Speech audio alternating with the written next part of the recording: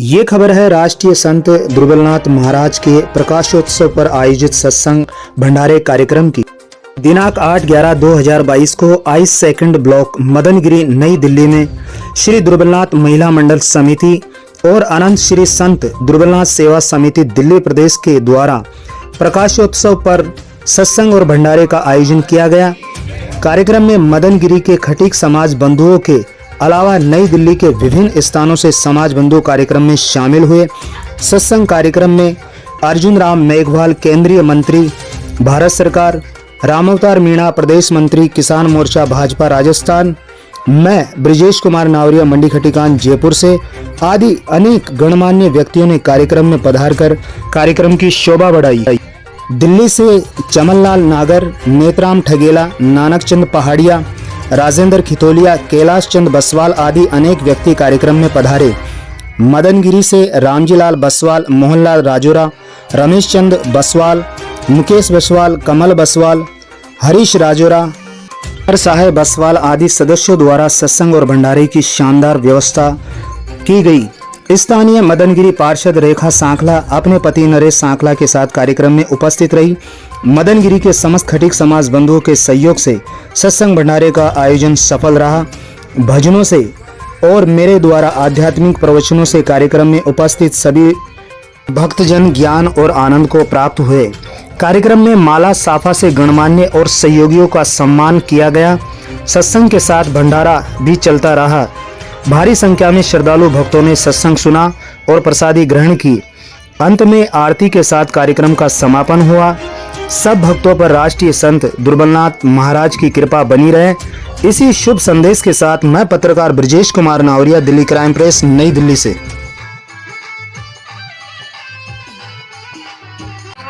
देख देख मन रोए, जब तन लागे देख देख मन रोए, जब तन लागे देख देख मन रोए। निर्गुण माया नाम दिखाए तब रोए क्या हो, भजन के बिना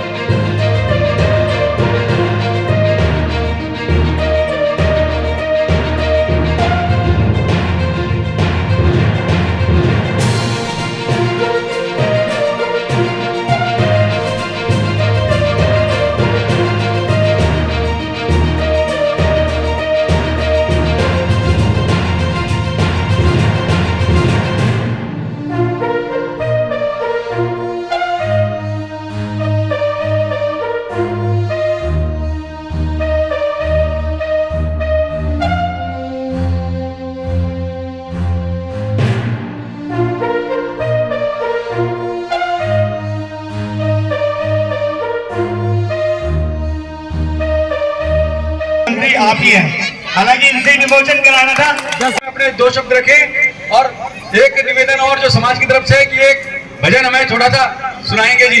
अनुभव आत्म प्रकाश, आत्म अनुभव प्रकाश कि बुक्के की जगह बुक दे। बुक्का अब आप बुक्के देते हो, आप लाते हो बाजार से 300-400 रुपए का आता ही है, और बुक्के फिर हम या तो लेके नहीं जाते या यहीं छोड़ जाते हैं, फिर बुक्के को उठाने में भी दिक्कत है। तो किताब अगर देंगे तो हमेशा मेरे ध्यान में भी आएगी, मैं भी लेके जाऊंगा, वो अक्सर उसके कहीं पढ़ेंगे दुर्बलनाथ जी महाराज कैसे थे, किस तरह से उन्होंने संघर्ष किया, कैसे समाज को जगाया, कैसे आध्यात्मिक चेतना फैलाई। और मुझे जहाँ तक ध्यान है, अंदर में मेरी थोड़ी कोशिश रही है, तो मैंने जैसे दुर्बलनाथ जी का नाम आपने सुबह बताया, मुझे ध्यान में आया कि उनका जीवन चमत्कारों से भी भरा हुआ था। कोई उनको झुका नहीं सकता था उस कालखंड में भी। कोई अलग चमत्कार दिखा सकते थे तो ये उससे बड़ा चमत्कार दिखा करके उसको परास्त करते थे। ऐसा है जीवन काल में है। दुर्बलनाथ जी पैदा हुए उस कालखंड में छुआछूत का भी बोलबाला था ना। उस कालखंड में ऊंच नीच, छूत अछूत, इन चीजों का भी बोलबाला था। ये भौतिक जीवन में आए, भौतिक जीवन के बाद इन्होंने ज्ञान प्राप्त किया। ज्ञान प्राप्त करने के बाद जब ये सूक्ष्म शरीर में गए, सूक्ष्म जगत में गए, तो इनको कुछ शक्तियों ने इनको साथ दिया, तो इनका कोई कुछ नहीं कर पाया। और हमेशा कोई संघर्ष हुआ होगा, जातिगत भी कोई संघर्ष हुआ होगा, ज्ञान का भी, तो हमेशा दुर्बलनाथ जी जीते कि नहीं जीते। ऐसी कथाएं अलवर में भी और बांदीकुई में भी। ऐसे संत दुर्बलनाथ जी के जयंती के अवसर पर आपने हमें बुलाया, या जिनको ज्ञान प्राप्ति हुआ, जैसे भगवान बुद्ध को पीपल के जन्म अलग हुआ था, लेकिन पीपल के पेड़ के नीचे जो ज्ञान प्राप्ति हुई वो पूर्णिमा, आज भी पूर्णिमा है। गुरु नानक देव जी के बारे में भी कहा जाता है कि गुरु नानक देव जी को भी ज्ञान पूर्णिमा के दिन ही प्राप्त, इसलिए वो प्रकाश उत्सव मनाते। आज हम भी दुर्बलनाथ जी का ये संत समागम कर रहे हैं।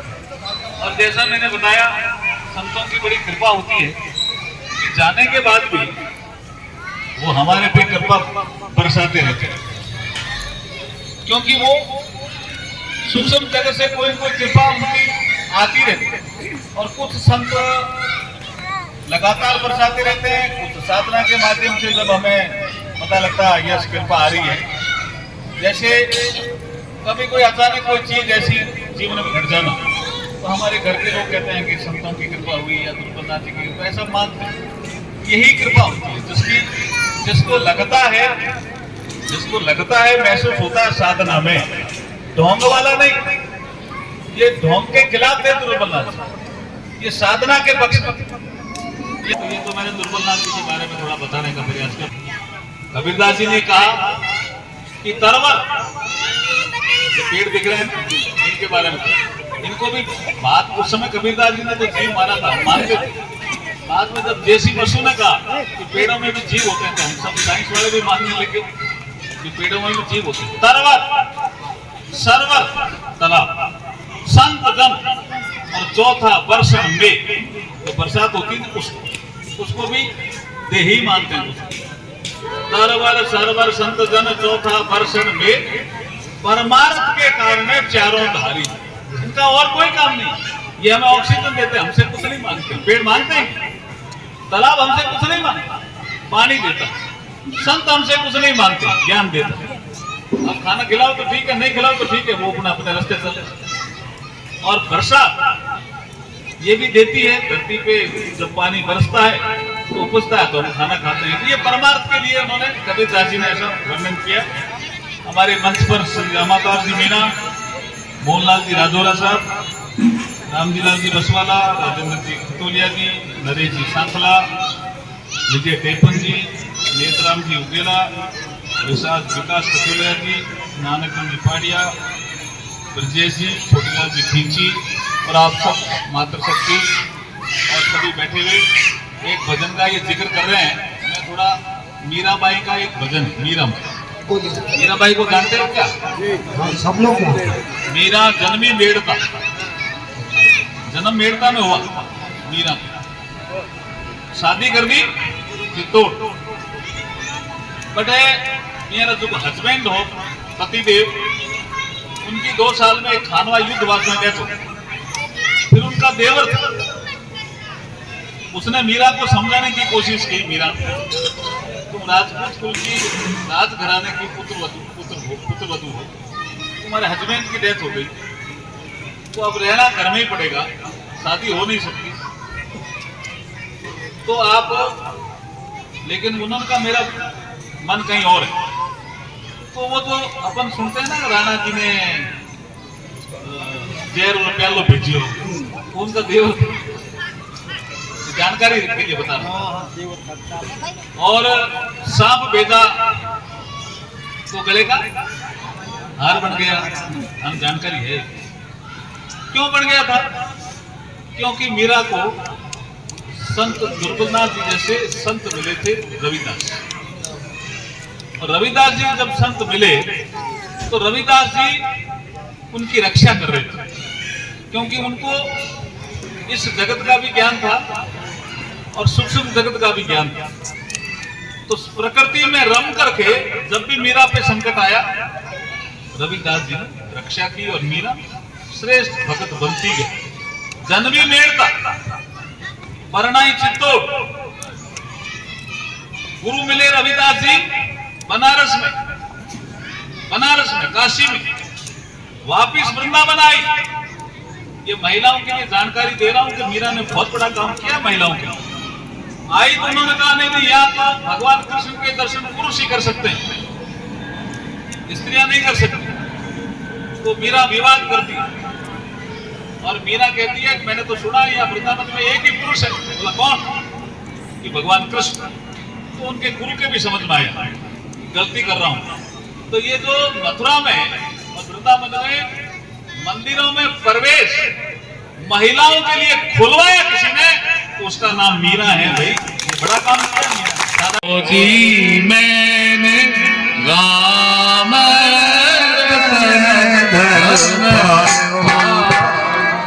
पायो जी मैंने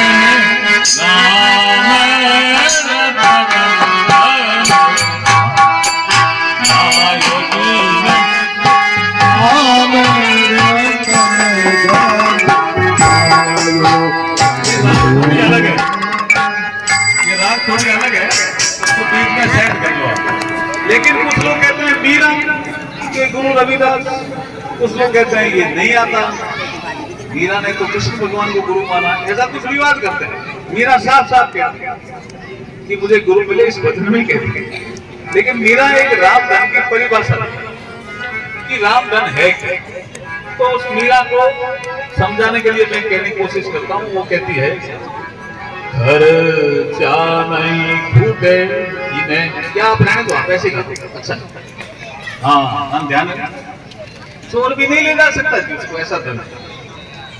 घर नहीं फूटे इन्हें चोर नहीं लूं तेरे।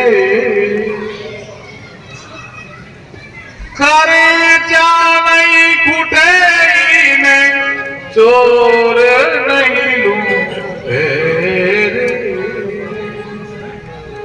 ओ तो दिन दिन बढ़त सवार पायो जी मैंने राम रतन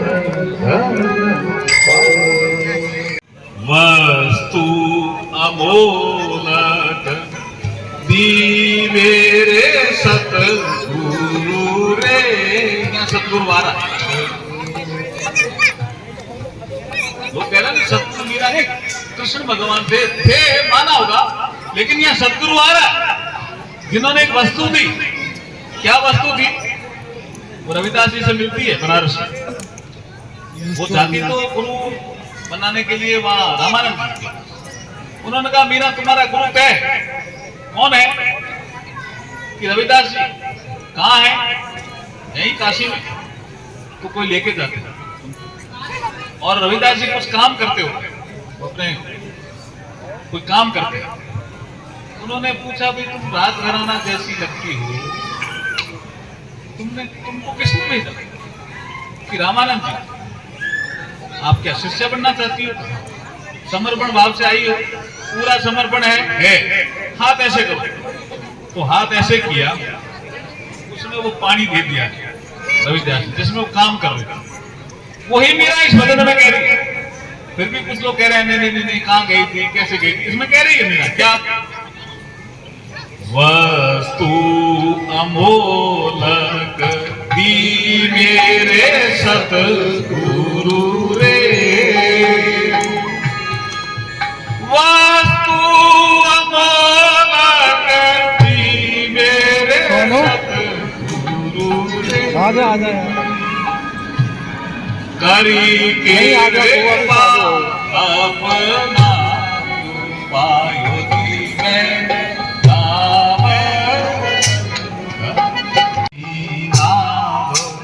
केवतिया सतगुरु रे सत की नाम केवतिया सतगुरु रे सत की नाम केवतिया सतगुरु भव सागर तरी आयो पायो में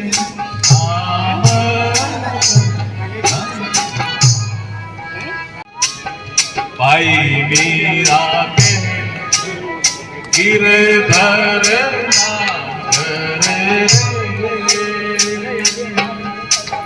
भाई मीरा के प्रभु गिरधर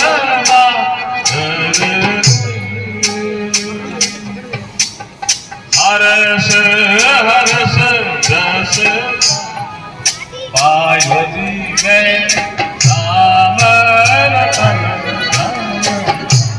इसमें मीरा समझा राम और कृष्ण का भेद समाप्त होता है मीरा के जीवन में।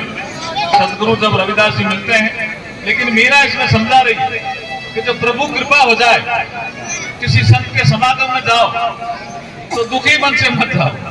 अगर यहाँ संत का समागम है, दुर्बलनाथ जी के भजन गाने हैं या इनका यशगान करना है, तो हरस हरस दस गाओ।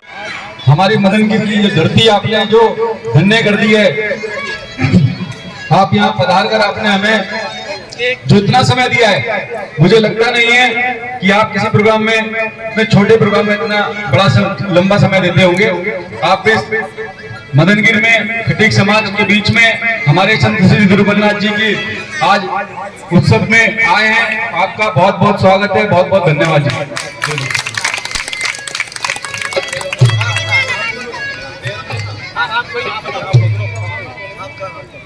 मैं समाज के सभी सम्मानित व्यक्तियों से अनुरोध करूंगा, हमारे यहाँ की पूर्व निगम पार्षद रेखा सागर का इससे निवेदन करूंगा कि वो भी आके साथ का सम्मान करें। सभी महिला मंडल की तरफ से हमारे यहाँ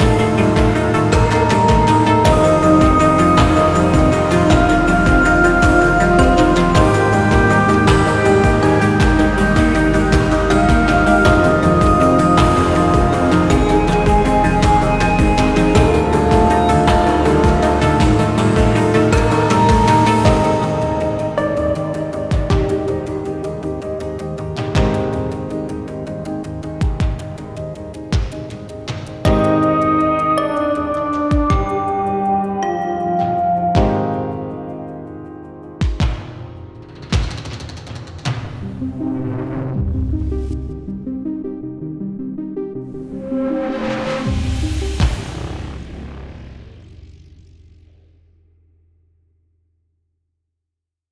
आज देश की धड़कन, देश का हृदय स्थली कही जाने वाली दिल्ली के अंदर आज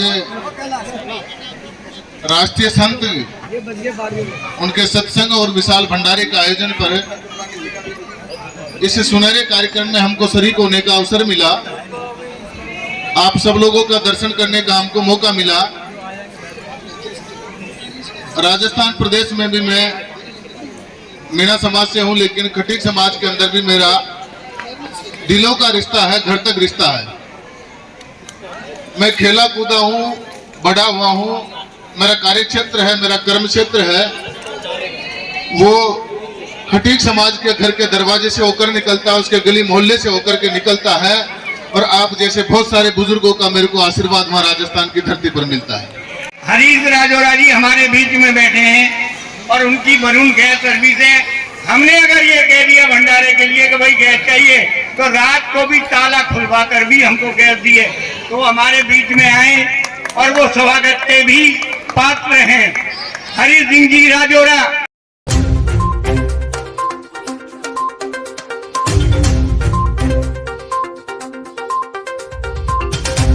कि जहां भी दुर्बलनाथ जी महाराज जी का सत्संग या शोभा यात्राएं हो,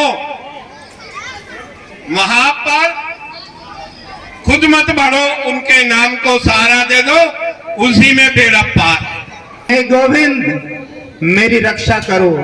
आप देखो उसी वक्त गोविंद की कृपा हुई। नारी है कि साड़ी है, साड़ी है कि नारी है, दुशासन उसका चीर हरण नहीं कर सका। तो भाइयों बहनों, हमेशा अपने इष्ट पे विश्वास करना चाहिए। चलते फिरते उठते बैठते प्रभु का स्मरण करना चाहिए, प्रभु को याद करना चाहिए। ये विश्वास भी होना चाहिए कि मैं जहां भी रहता हूं मेरा मालिक सदैव मेरे साथ रहता है। आप देखिए द्रौपदी का चीर हरण नहीं हुआ। अब आप देखिए जब चीर हरण नहीं हुआ, द्रौपदी को शांत रहना चाहिए था, लेकिन उसके बावजूद भी जो वेद व्यास जी ने उसको तीसरी बात बोली थी कि हे द्रौपदी कोई तेरा अपमान कर दे तो बदला लेने की मत सोचना, उसने वेद व्यास जी की तीसरी बात भी नहीं मानी। भरी सभा के अंदर आकर द्रौपदी बोलती है कि जब तक मैं अपने केश खुले रखूंगी, कब तक? जब तक कि मैं दुशासन के छाती के लहू से अपने बालों को धो नहीं लेती है। इसलिए भाइयों बहनों, अगर हमें हमारे जीवन में शांति चाहिए तो कभी किसी का हमें अपमान नहीं करना है। कोई हमारा अपमान कर दे तो उसको अज्ञानी समझकर, मूर्ख समझकर छोड़ देना चाहिए, लेकिन हमें उस पर क्रोध नहीं करना चाहिए। और अगर क्रोध आ भी जाए तो बदला लेने की नहीं सोचनी चाहिए। जो इंसान इस सिद्धांत पर चलता है उसके जीवन में सुख शांति रहती है, और जो इंसान संतों की इन बातों को नहीं मानता है उसके जीवन में महाभारत जारी रहती है। तो इसलिए भैया हमें महाभारत नहीं करनी है, हमें सुख शांति से रहना है। बोले श्री दुर्बलनाथ जी महाराज की जय हो। एक भजन आपके सामने प्रस्तुत करने जा रहा हूं। आप देखिए, जब हमारा जन्म हुआ था हम सभी का, हम रो रहे थे, लेकिन हमारे घर वाले बड़ी खुशियां मना रहे थे, हंस रहे थे। कबीर साहब कह रहे हैं, अब करनी ऐसी कर चलो हम हंसे जग रो। इस शरीर से हमेशा प्रभु का सुमरन करता रहना है, यही संदेश दे रहे हैं। जगरिया झीली रे झीली सदा राम नाम रस भीनी, जगरिया झीली रे झीली।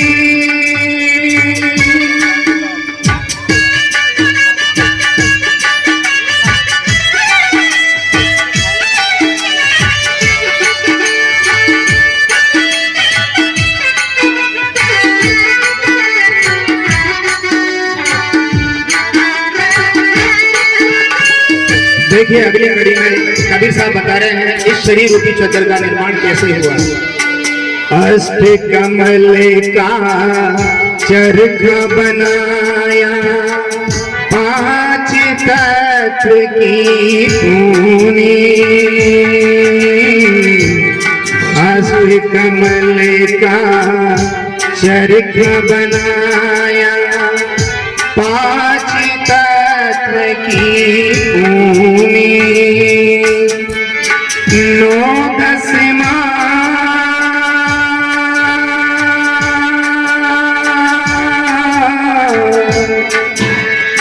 9 10 मास बुनन को लागे, मूरत मैली कीनी।